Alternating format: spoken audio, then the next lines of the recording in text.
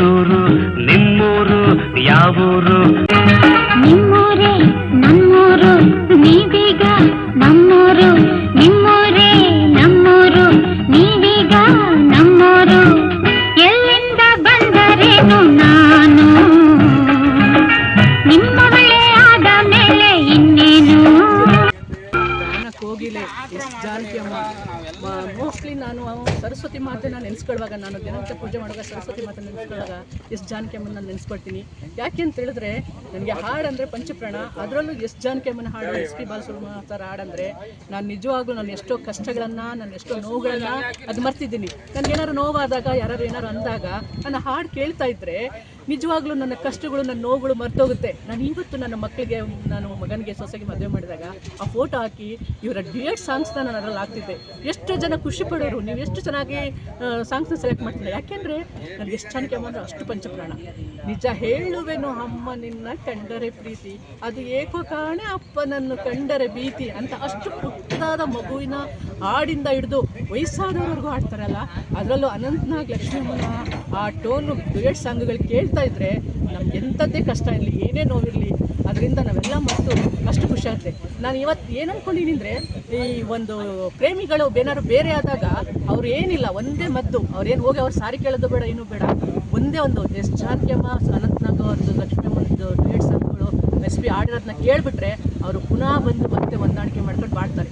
ಇದು ನನ್ನ ನಂಬಿಕೆ. ನೀವೇನಾದರೂ ಅಂದ್ಕೊಳ್ಳಿ, ಯಾಕೆಂದರೆ ಅಷ್ಟು ಚೆನ್ನಾಗಿರುತ್ತೆ ಆ ಹಾಡುಗಳು. ಏನು ಹೊಸ ಬಾಳು ನಿನ್ನಿಂದ ಕಂಡೆ ಅಂತ ಎಷ್ಟು ಚೆನ್ನಾಗಿ ಆಡ್ತಾರೆ. ಹೊಸ ಬಾಳಿಗೆ ನೀ ಜೊತೆಯಾದೆ ಆ ಹಾಡು. ಆಮೇಲೆ ನಿನ್ನ ಸವಿ ನೆನಪೆ ಮನದಲ್ಲಿ ಹಾರಾಧನೆ, ಪ್ರೀತಿಯ ಸವಿ ಮಾತಿಗುಪಾಸನೆ. ಈ ಹಾಡು ಹೇಳ್ತಾ ಇದ್ರೆ ಎಂಥ ಕಲ್ಮನ್ಸಿರೋರು ಎಂಥವರಲ್ಲೂ ಕೂಡ ಇದಾಗ್ತಿದ್ದು. ಮತ್ತು ಅವರ ಒಂದು ಸರಳ ಸಜ್ಜನಿಕೆ, ಆ ಮಾತುಕತೆ ಆಗಲಿ, ಆಮೇಲೆ ಆ ಒಂದು ನಗು ಇದೆಯಲ್ಲ, ಅದರಲ್ಲೇ ಎಲ್ಲ ಅಡಗಿದೆ ಅಂತ ಅನಿಸುತ್ತೆ. ಅಷ್ಟು ಮುಗ್ಧ ಮಗುವಿನ ಮನಸ್ಸಿನ ನಗು ಅದು. ಅವರು ಅಷ್ಟು ಚೆನ್ನಾಗಿ ಆಡ್ತಿದ್ರು, ಅಷ್ಟು ಚೆನ್ನಾಗಿದ್ರು. ಕಡೆವರೆಗೂ ಅವ್ರು ಏನು ಸೀರೆ ಹುಟ್ಟಿದ್ರು, ಅವ್ರು ಏನೋ ಒಂದು ವಿಭೂತಿ ಹಾಕ್ಕೊಂಡಿದ್ರು, ಅದನ್ನು ಅಷ್ಟನ್ನೇ ನಾನು ನೋಡಿರೋದು ನನ್ನ ಚಿಕ್ಕ ವಯಸ್ಸಿಂದ ಇಲ್ಲಿಯವರೆಗೂ. ಅಂದರೆ ಈಗ ಒಂದು ಸ್ವಲ್ಪ ಹಣ ಬಂತಂದರೆ, ಒಂದು ಸ್ವಲ್ಪ ಅವರು ಫೆಮಿಲಿಯರ್ ಆತಂದರೆ ಎಷ್ಟು ಚೇಂಜಸ್ ಆಗ್ತಾರೆ. ಬಟ್ ಜಾನಕಿ ಅಮ್ಮ ಸರಳ ವ್ಯಕ್ತಿ, ಅವರ ಒಂದು ಸರಳ ವ್ಯಕ್ತಿತ್ವ ನನಗೆ ನಿಜವಾಗ್ಲೂ ಹೃದಯ ತಟ್ಟಿದೆ. ಅದು ನನಗೆ ಭಾರಿ ಇಷ್ಟ. ಅವರ ಹಾಡನ್ನ ನಾನು ನಿಜವಾಗ್ಲೂ ಶಾಶ್ವತವಾಗಿ ತುಂಬ ಇಷ್ಟಪಡ್ತೀನಿ. ಆಮೇಲೆ ಅವರು ಇನ್ನೊಂದು ಸಂತೋಷದ ವಿಚಾರ ಏನಂತಂದರೆ, 48,000 ಹಾಡುಗಳನ್ನು ಹಾಡೋದು ಅಷ್ಟು ಈಸಿ ಅಲ್ಲ. ಯಾಕೆಂದರೆ ಇವಾಗ ಒಂದೆರಡು ಹಾಡ್ತಾರೆ, ಹೊರಟೋಗ್ತಾರೆ. ಬಟ್ ಅವ್ರು ಅಷ್ಟು ಕಾನ್ಸ್ಟೆಂಟಾಗಿ ಎಸ್ ಪಿ ಜೊತೆಗೆ, ಅನಂತನಾಗ್ ಜೊತೆಗೆ ಹಾಡಿದಂಥದ್ದು, ಆಮೇಲೆ ಇವರು ಜೊತೆಗೆ ಅನಂತನಾಗ್ ಲಕ್ಷ್ಮಿ ಜೊತೆ ಇಟ್ಟಾಡಿರೋಂಥದ್ದು, ರಾಜ್ಕುಮಾರ್ ವಾಯ್ಸಿಗೆ, ಇವರಿಗೆಲ್ಲ ತುಂಬ ಚೆನ್ನಾಗಿ ಸೂಟ್ ಆಗಿದೆ. ಆ ಹಾಡನ್ನು ಕೇಳ್ತಾ ಇದ್ದರೆ ಎಂಥ ನೋವು ಕೂಡ ಮರ್ತೋಗುತ್ತೆ. ಆಮೇಲೆ ನಮ್ಗೆ ಇನ್ನೊಂದು ಸಂತೋಷದ ವಿಚಾರ ಏನಪ್ಪ ಅಂದರೆ, ಇವತ್ತು ಆ್ಯಕ್ಚುಲಿ ದುಃಖನೇ ಆದರೂ ನಮ್ಮ ಮೈಸೂರನ್ನು, ಅದರಲ್ಲೂ ಕರ್ನಾಟಕನ, ನಮ್ಮ ಮೈಸೂರನ್ನು ಸೆಲೆಕ್ಟ್ ಮಾಡ್ಕೊಂಡಿದ್ದಾರಲ್ಲ, ಆ ಚಿರಸ್ಥಾಯಿ, ಆ ಶಾಂತಿ ಒಂದು ಇದನ್ನು ಇದು ಮಾಡಲ್ಲ, ಆ ಕಲೆಗೆ ಹೆಸರಾಗಿರ್ತಕ್ಕಂಥ ನಮ್ಮ ಮೈಸೂರು ಇನ್ನೂ ಒಂದು ಅದಕ್ಕೆ ಒಂದು ರೆಕ್ಕೆ ಪುಕ್ಕ ಬಂದಷ್ಟು, ಒಂದು ಗರಿ ಮೂಡಿದಷ್ಟು ಸಂತೋಷ ಆಯಿತು ನನಗೆ. ಯಾಕೆ ಅಂತ ಹೇಳಿದ್ರೆ, ಮೈಸೂರಿನಲ್ಲಿ ಕಲೆ ಬೀಡು, ಆ ಕಲೆಗೆ ಅಂಥ ಮಹಾನ್ ಸಾಮ್ರಾಜ್ಞಿನಿ ಬಂದು ಇಲ್ಲಿ ನಾನು ಮಲ್ಕೋತೀನಿ ಲಾಸ್ಟಲ್ಲಿ ಅಂತಂದರೆ ಎಂಥವ್ರಿಗಾದರೂ ಸಂತೋಷ ಪಡೋ ವಿಚಾರ, ಮತ್ತು ಅಷ್ಟು ಆತ್ಮಾಭಿಮಾನ ಪಡುವಂಥ ಹೆಮ್ಮೆ ಅಂತ ವಿಚಾರ.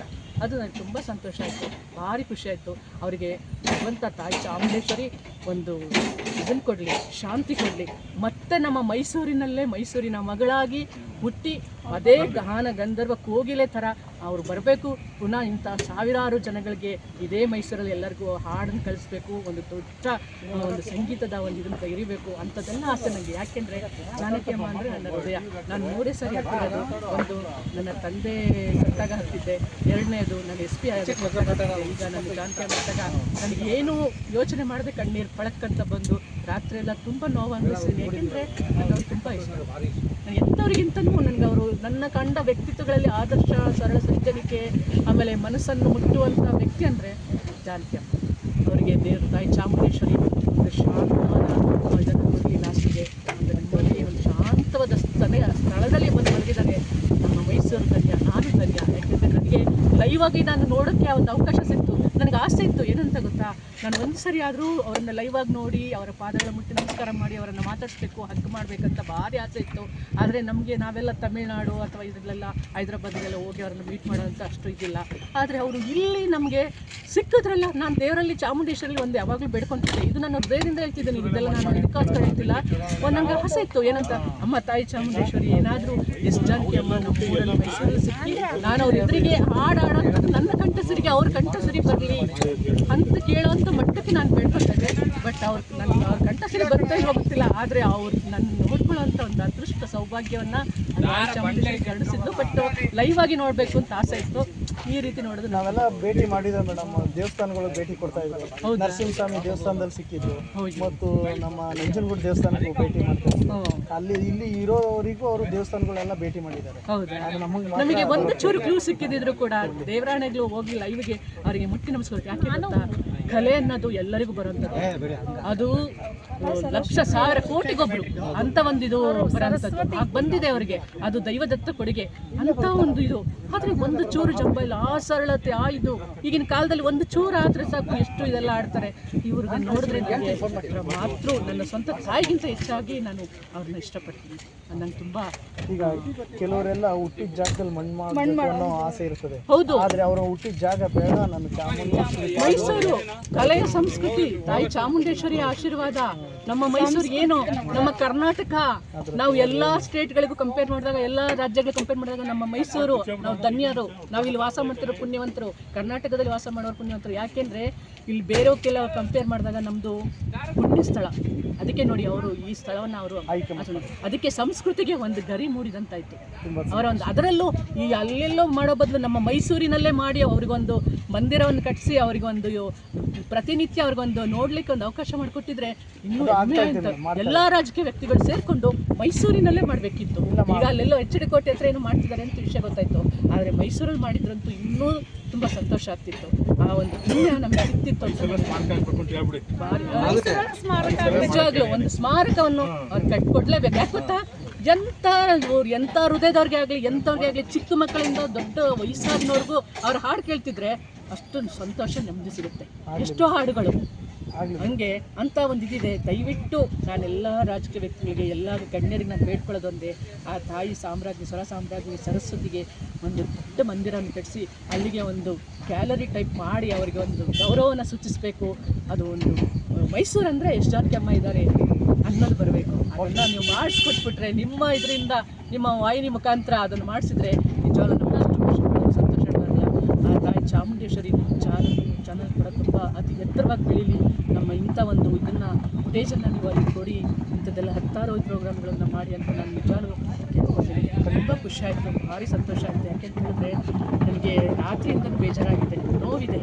ಆ ನೋವುಗಳನ್ನ ಸಹಿಸ್ಬೇಕಾಗಲ್ಲ. ಯಾಕೆಂದರೆ ಎಂಥ ಹಾಡ್ರಿ, ಆ ಹಾಡುಗಳನ್ನ ಕೇಳ್ತಾ ಇದ್ದೆ. ನಮಸ್ಕಾರ, ನನ್ನ ಹೆಸರು ಅಂದಾನಿ ಅಂತ ಹೇಳಿ ನಾನು ಮಂಡ್ಯದಿಂದ ಬಂದೆ.